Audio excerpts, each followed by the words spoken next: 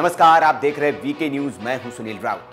कमलेश तिवारी एक कट्टर हिंदूवादी नेता जिसकी एक विवादित टिप्पणी ने जान ले ली। कमलेश को मौत के घाट उतारने वाले लोग उसी मजहब के कट्टर समर्थक थे जिस पर कमलेश तिवारी ने टिप्पणी की। कमलेश की हत्या की तारीख उसी दिन तय हो गई थी जिस दिन उसने ये विवादित बयान दिया था, क्योंकि उसी दिन से उसका सिर कलम करने के लिए मौलाना इनाम का ऐलान कर रहे थे और उसके लिए सजाए मौत की मांग कर रहे थे। लेकिन अपने आप को कट्टर और इस्लाम के पैरोकार मानने वाले इन कायरों ने कमलेश तिवारी की हत्या पीठ में छुरा घोंपकर की, छद्म वेशधर और झूठे नामों का सहारा लेकर की। अब कमलेश तिवारी के वो कातिल पुलिस की गिरफ्त में हैं और उनसे पूछताछ जारी है।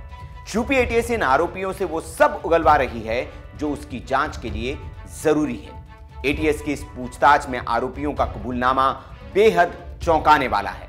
सूत्रों की माने तो यूपी एटीएस के सवालों के जाल में हत्या के ये आरोपी पूरी तरह से फंस चुके हैं और उन्होंने अपने गुनाहों की पूरी दास्तान खुद ब खुद बयां कर दी।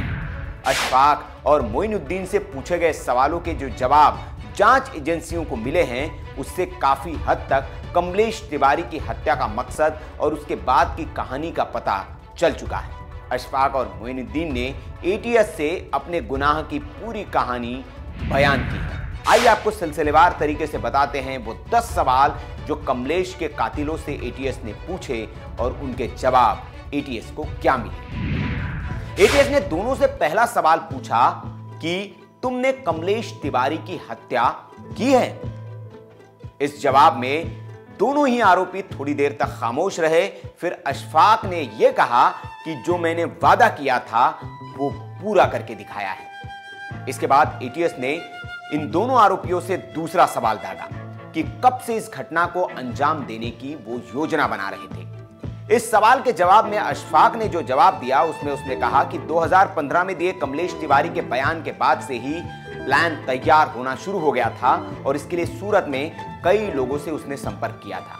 मोइनुद्दीन ने भी इस सवाल के जवाब में कहा कि इस योजना के तहत 2018 में वो लखनऊ आया था, लेकिन तब किसी से उसका संपर्क नहीं हो पाया था। इसके बाद एटीएस ने तीसरा सवाल पूछा कि हत्या कैसे की।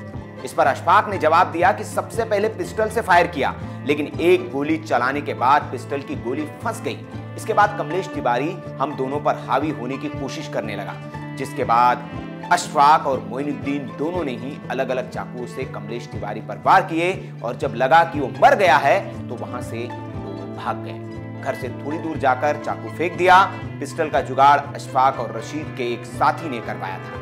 2 पिस्टल और गोलियां करीब 50,000 रुपए में खरीदी गई थी। इसके अलावा 3200 रुपए में चाकू का एक सेट खरीदा गया था। इसके बाद बारी आई सवाल नंबर 4 की। सवाल नंबर 4 पूछा गया कि इतनी बेरहमी से हत्या करना ये आपने कहां से सीखा। इस सवाल के जवाब में अशफाक ने कहा कि YouTube पर चाकू से गला रेतने के कई वीडियो देखे थे। आसिम ने हत्या करने की ट्रेनिंग भी दी थी कि हत्या कैसे करते हैं। जल्दबाजी में ये सब हम भूल गए, इसलिए जो उस वक्त समझ में आया, अशफाक ने कहा कि उसने वही किया। सवाल नंबर 5, आसिम, राशिद, फैजान और मोहसिन शेख ये कहां और कब मिले। इस पर मोइनुद्दीन ने कहा कि सभी लोगों से संपर्क हो जाता है जो इस काम में हमारे मददगार थे, उनका शुक्रिया। सवाल नंबर 6 जब पूछा गया कि हत्या के बाद आगे का प्लान क्या था। अशफाक ने इसका जवाब दिया कि रशीद ने 70,000 रुपए दिए थे और कहा था कि ये काम कर पाओगे ना। काम खत्म होने के बाद हमने उन्हें बताया कि काम हो गया, तब उन्होंने हमें हमारे मददगारों के पास जाने को कहा। वहां से जरूरत के और पैसे मिलने की बात भी की गई। हमसे यह भी कहा गया कि कर्नाटक से एक फोन आएगा और तुम्हारा सरेंडर वो करवा देगा, कोई दिक्कत नहीं होगी। लेकिन बरेली पहुंचते ही हमें मालूम पड़ा कि हमारे मददगारों तक पुलिस की जांच पहुंच चुकी है। इसी डर से कई लोगों ने हमसे संपर्क ही नहीं किया जिन्हें हमारी मदद करनी थी। अब बारी थी सवाल नंबर 7 की। हत्या के बाद कहां कहां गए, यही था 7वां सवाल। इसका जवाब मोइनुद्दीन ने दिया। कहा आप लोगों को तो सब पता है। काश अशफाक ने अपनी बीवी को फोन नहीं किया होता तो हम पकड़े जाने की जगह सरेंडर करते। अगर आसिम नहीं पकड़ा गया होता तो हम लोग नेपाल में ही रहते, लेकिन आसिम पकड़ा गया इसलिए हमारे पास कोई और रास्ता नहीं था। 8वां सवाल एटीएस ने दागा कि बरेली में किस किस से मदद मिली थी।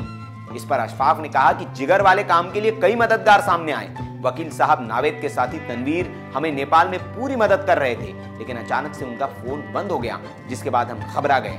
हमें 10,000 रुपए बलिया से भी मिले थे। सवाल नंबर 9 दागा गया कि मददगारों से संपर्क कैसे कर रहे थे। दोनों ने जवाब दिया। शादाब नाम का शख्स था जो व्हाट्सएप के जरिए मैसेज करके हमसे आकर मिला। उसने पैसे और नया सिम दिलवाया। उसी सिम से सभी लोगों से संपर्क कर रहे थे। आखिरी सवाल नंबर 10 कि आखिर 18 अक्टूबर को ही हत्या करने की प्लानिंग क्यों की। मोइनुद्दीन ने कहा कि किसी न किसी दिन तो ये करना ही था। सवालों के इन जवाबों से साफ है कि कमलेश तिवारी की हत्या एक धर्म विशेष के कट्टरपंथियों ने पूरी प्लानिंग के साथ की है और उनकी हत्या करने का मकसद भी बिल्कुल साफ था। इस काम में इन आरोपियों का देश भर के कई शहरों के लोगों ने इनकी मदद भी की। पुलिस उन तक पहुंचकर उन्हें गिरफ्तार भी करने में जुटी है, साथ ही साथ इनसे पूछताछ कर और भी कुछ राज उगलवाने में लगी है। तो ये था कमलेश तिवारी के हत्या आरोपियों का पूरा कबूलनामा। वीडियो अगर आपको अच्छा लगा हो, लग रहा हो आपको कि इसे आगे बढ़ाना चाहिए, शेयर करना चाहिए, तो इसे शेयर कर दीजिए और ऐसी खबरों के लिए हमारे चैनल को सब्सक्राइब कर लीजिए, बेल आइकन दबा दीजिए ताकि वीडियोज़ की नोटिफिकेशन आपको मिलती रहे और देखते रहिए वीके न्यूज़। नमस्कार।